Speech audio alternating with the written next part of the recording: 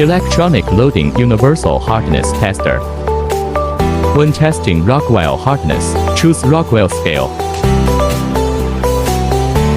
Enter test interface.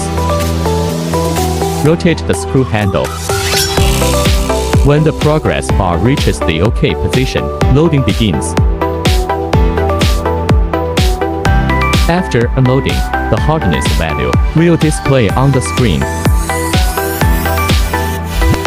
When testing Brinell hardness, choose Brinell scale. Enter the second interface, rotate the screw handle.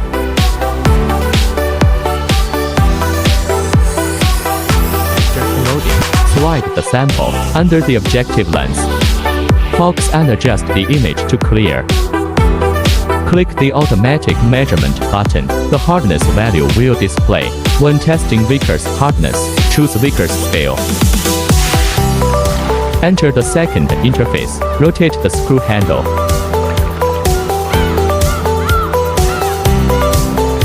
After unloading, slide the sample under the objective lens. Focus and adjust the image to clear. Click the automatic measurement button. The hardness value will display.